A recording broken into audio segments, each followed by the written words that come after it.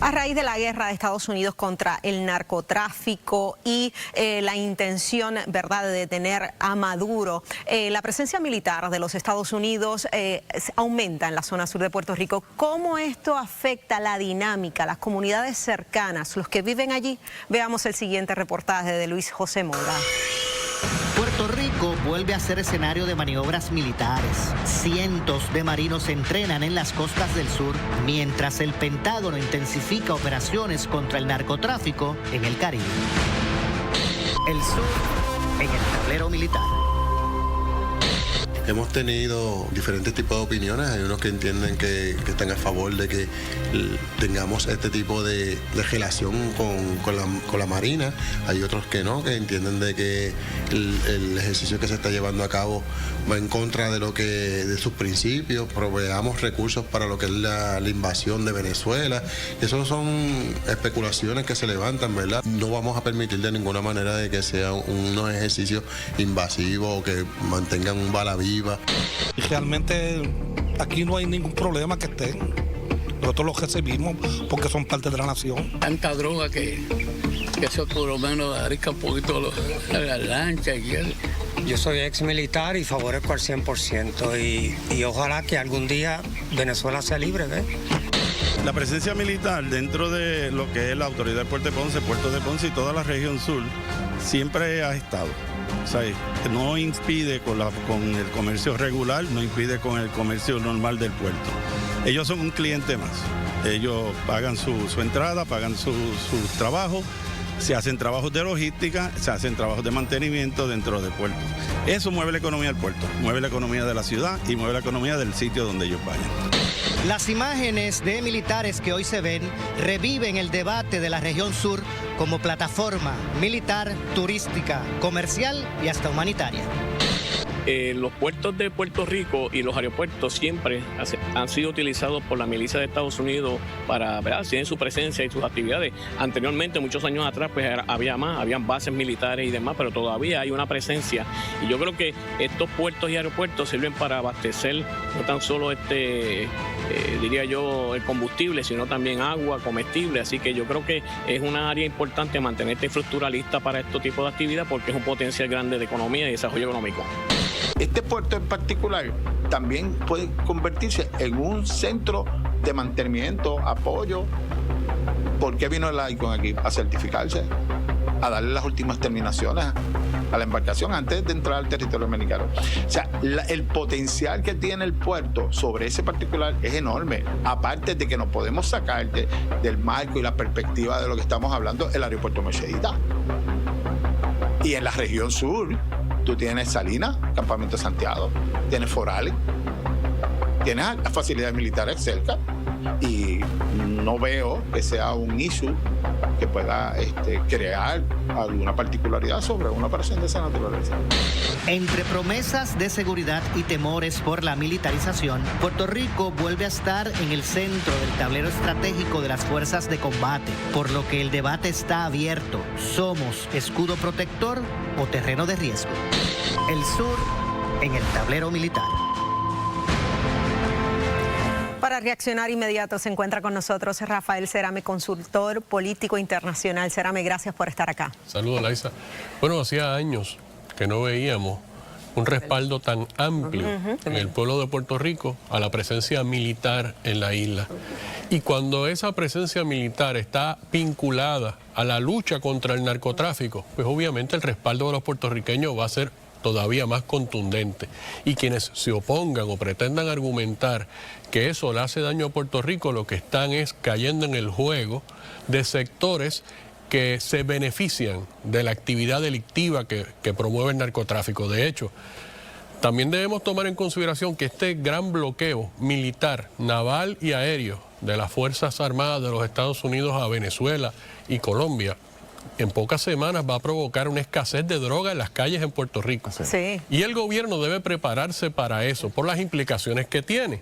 Va a haber, la droga va a estar más cara, las organizaciones criminales van a entrar en choques por la escasez de la droga que esté disponible, y es una oportunidad para las agencias de orden público, tanto federal como locales, para prepararse para eso que es inminente y puedan sacarle provecho en operativos locales contra estas organizaciones criminales. Punto sumamente importante. Analizando el área económica, ¿verdad? ¿Cómo nos beneficiamos, ¿verdad?, de estas actividades y el posible aumento de las mismas, la presencia militar? El reportaje pone unos ejemplos muy claros. Por ejemplo, en el puerto de Ponce, los militares compran combustible. Esas naves tienen que abastecerse no solamente de combustible, sino de alimentos. Se tienen que suplir a esas tropas que están aquí y eso genera movimiento en la economía. Sin duda alguna, mientras aumente esa presencia militar, tiene un efecto en el comercio y en la industria de servicios marítimos y aéreos para todos estos equipos militares que están aquí. Y mientras acá, pues hablamos de estas actividades militares y del conflicto Estados Unidos-Venezuela con el narcotráfico, en Europa surgen nuevos conflictos y se incrementa también las tensiones allá. De hecho, vamos a pasar de inmediato con el profesor Jorge Schmidt, que nos analiza, ¿verdad?, lo que está ocurriendo allá en Europa. Adelante, profesor.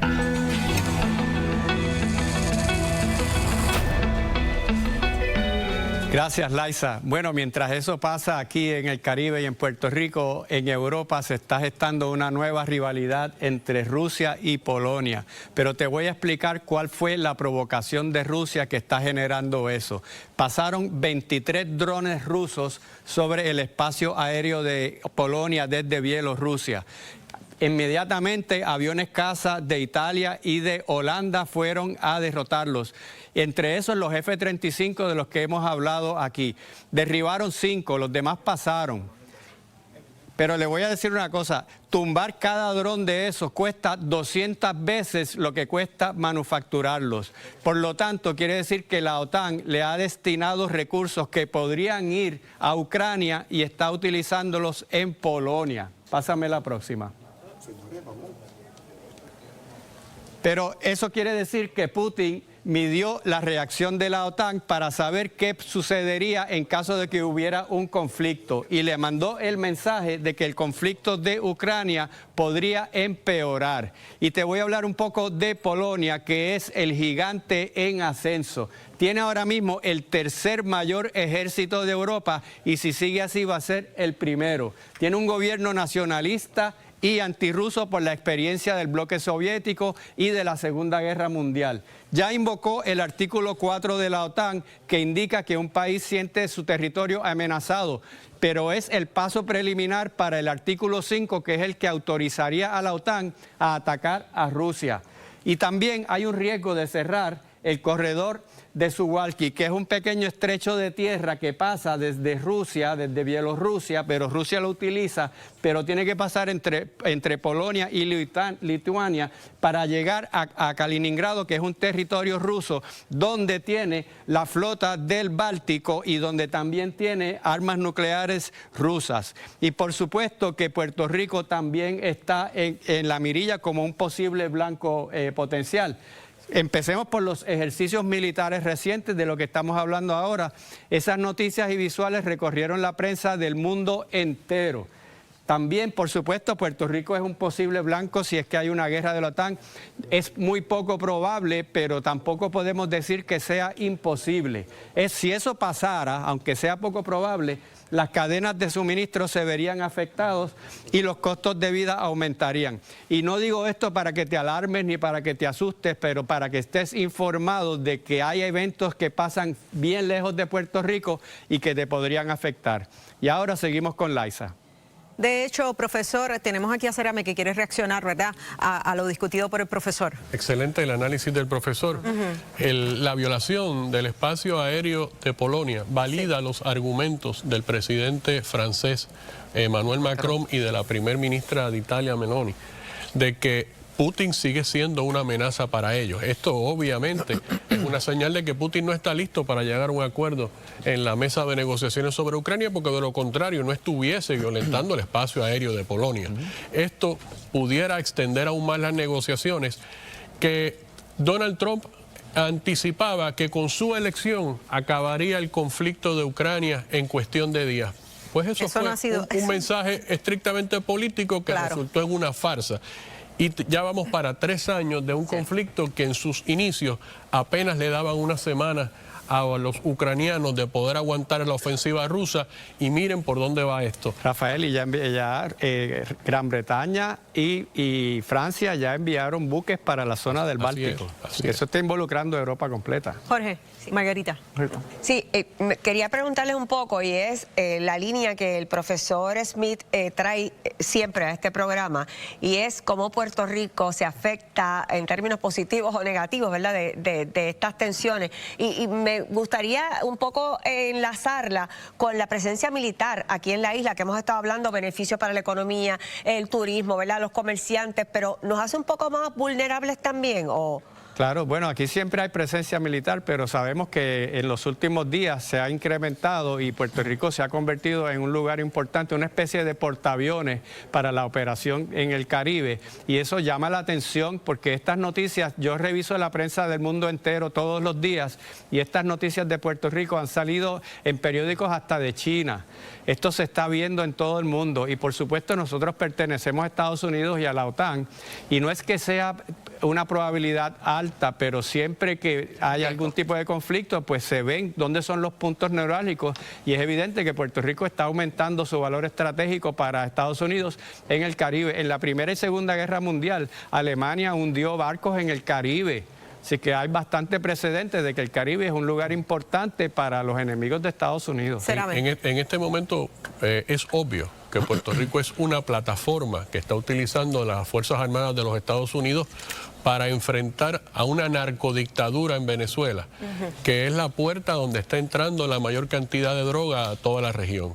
En ese sentido, los puertorriqueños como ciudadanos americanos y Puerto Rico como territorio de los Estados Unidos es en un lugar tan estratégico para estos objetivos, es natural lo que esté pasando. Pero hay 2 vertientes en las cuales Puerto Rico se ve afectado con este conflicto mundial. La primera es económica. En la medida en que se sigue extendiendo el conflicto en Ucrania, hay conflictos en Oriente Medio, la estabilidad de la economía mundial sufre. Y si a eso le añades la manera en que Donald Trump ejerce presión con los aranceles, pues tienes un ambiente global de inestabilidad económica que nos tiene que afectar. En términos militares, pues obviamente el mundo sabe que en Puerto Rico hoy hay actividad militar, pero no creo que más allá de eso, en esta etapa, eso sea una amenaza para Puerto Rico. Bueno, Rafael, también hay mucha gente en Puerto Rico que pertenecen a las Fuerzas Armadas. Así es.